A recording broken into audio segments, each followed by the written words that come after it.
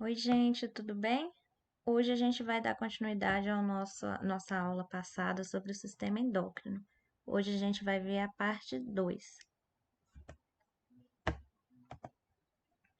O sistema endócrino, ele é formado pelas glândulas endócrinas, entre as quais estão a hipófise, a pineal, a tireoide, as paratireoides e as suprarrenais. Além das glândulas, também tem outros órgãos do corpo que, apesar de não atuarem exclusivamente como glândulas endócrinas, eles vão possuir células endócrinas e aí produzem e liberam os hormônios, que no caso é o pâncreas, o hipotálamo, que é a região do encéfalo do nosso cérebro, dos testículos e dos ovários. E aí, esses órgãos também fazem parte do sistema endócrino.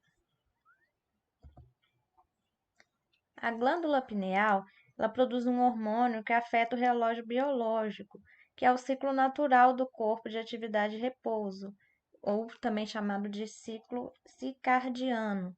E no caso, esse hormônio é a melatonina. O hipotálamo, que é uma parte do encéfalo, ele produz vários hormônios que influenciam a glândula hipófise. A glândula hipófise era anteriormente chamada pituitária. Ela é considerada a glândula mestra, porque seus hormônios vão influenciar e controlar a atividade de outras glândulas. Então, o hormônio produzido por ela vai acionar outras glândulas do nosso corpo. A glândula tireoide libera hormônios, entre os quais a tiroxina, que controla a velocidade do metabolismo, né, que é a atividade das células, o desenvolvimento e o funcionamento de vários órgãos.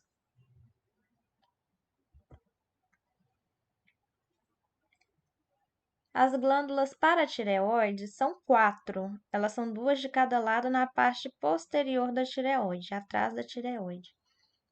E elas produzem um hormônio que influencia na concentração de cálcio no sangue. E o cálcio é essencial, entre outras coisas, para o funcionamento dos músculos, a coagulação sanguínea e a saúde dos ossos. As glândulas suprarrenais, que são 2, produzem vários hormônios, entre os quais a adrenalina, que é liberada em situação de medo, tensão e estresse. O pâncreas é um órgão que, entre outros, produz, entre outros, o glucagon e a insulina, que vão atuar na manutenção da concentração normal de glicose no sangue. Glicose é o açúcar, seria, né? Os ovários, né, presentes nas mulheres são as gônadas femininas, são 2, né, um de cada lado, e eles vão produzir a progesterona e um conjunto de hormônios chamados estrógenos, né, que a gente já viu, estudou lá no início do ano, que são os hormônios sexuais femininos. E os testículos, né, ou gônadas masculinas, também são 2, produzem um conjunto de hormônios sexuais masculinos, que são os andrógenos, que entre eles está a testosterona.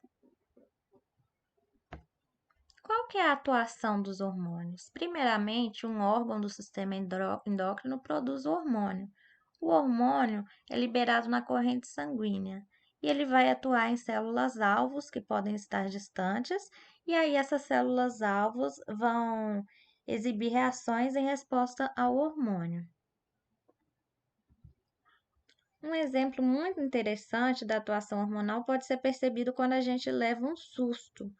Vamos supor que a gente está andando pela rua e passa na frente de um portão de uma casa e vem um cachorro e começa a latir na nossa direção. Muito antes da gente perceber que entre nós e ele tem um portão, a gente não. Mas nosso corpo exibe uma série de sinais decorrentes dessa descarga de adrenalina que vai acontecer no sangue. Aí, sob efeito da adrenalina, que é o hormônio produzido pelas 2 glândulas suprarrenais, o coração bate mais rápido, o ritmo respiratório aumenta, as contrações dos músculos ficam mais potentes e o corpo fica menos sensível ao cansaço. E aí, isso é uma preparação para a resposta rápida e intensa, como fugir ou brigar. O fluxo de sangue para os intestinos e para a bexiga urinária é reduzido, e aí as atividades como a digestão e excreção, elas vão poder esperar, né, até que o perigo passe. Então, a gente empalidece porque o sangue flui menos para a pele, mais para os músculos, porque aí os músculos vão ser necessários estarem bem irrigados para a gente correr.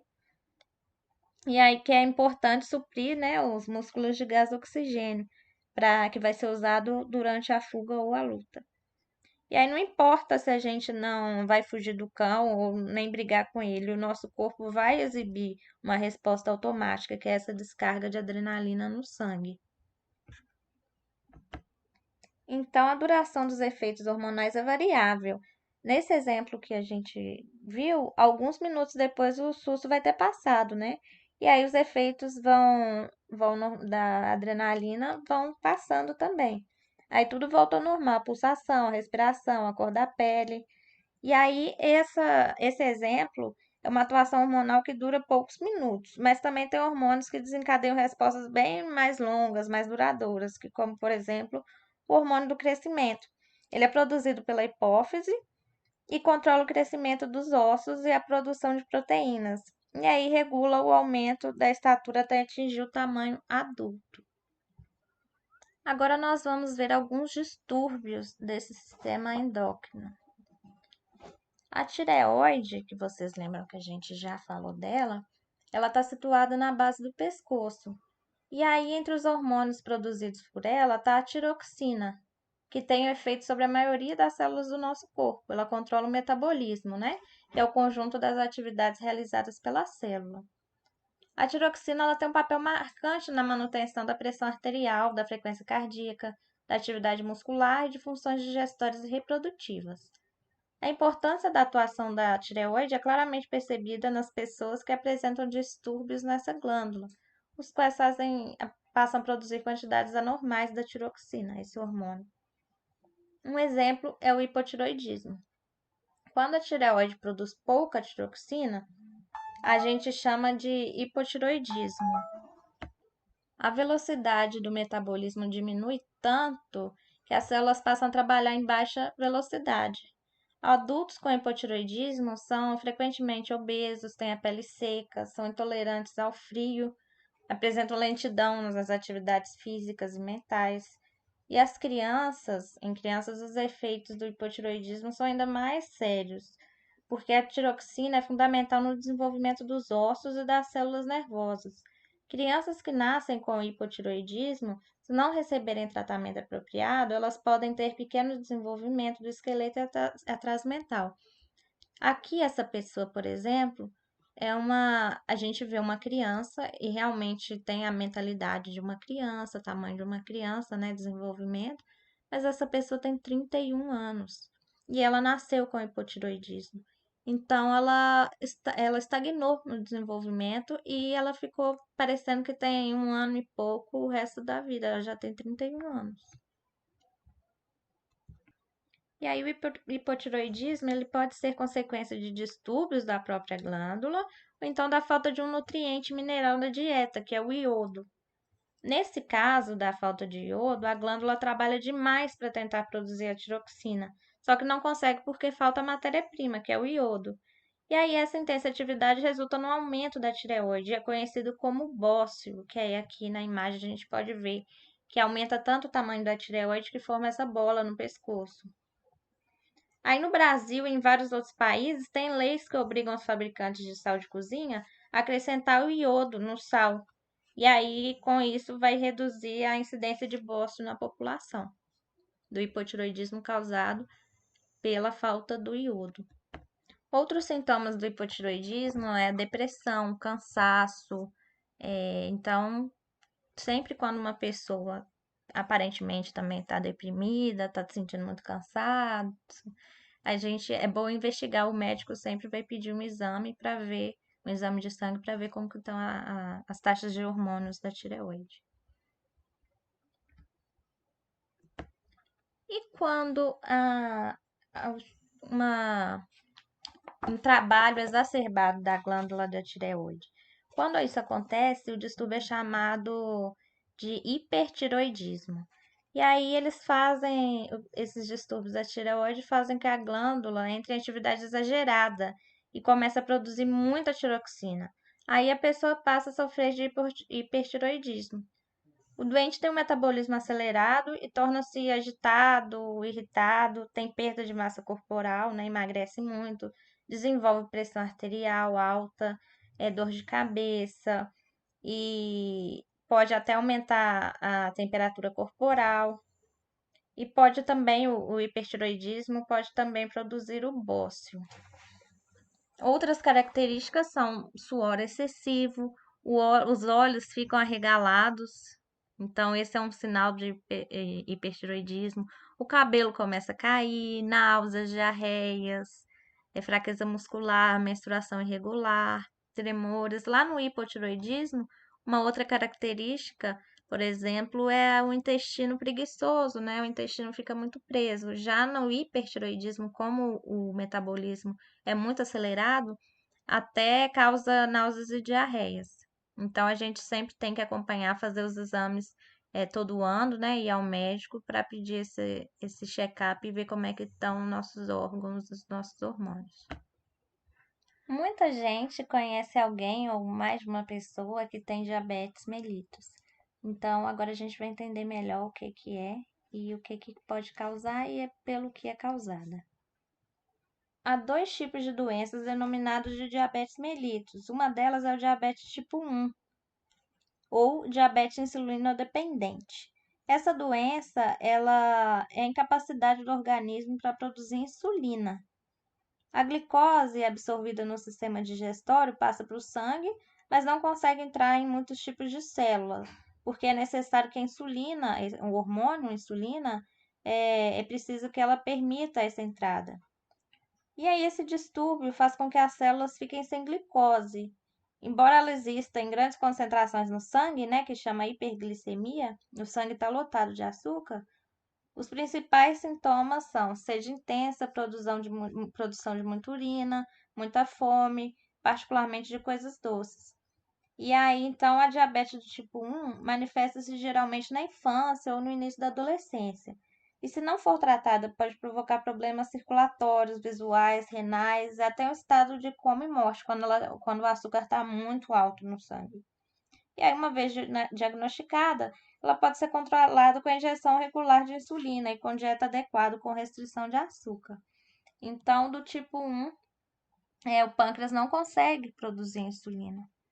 E aí dá esse problemão todo. E ela é considerada uma doença autoimune. E só 10% dos casos de diabetes são do tipo 1. Já a diabetes do tipo 2, ou diabetes não insulinodependente, deve-se à redução na capacidade de produzir insulina, ou à perda da sensibilidade das células a esse hormônio.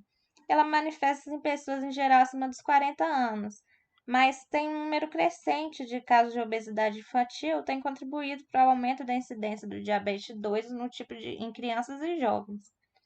A doença pode ser controlada também com uma dieta adequada. E aí, no caso, tem que ser pobre em carboidratos, se necessário, com o uso de medicamentos via oral, né? Tomar um medicamento.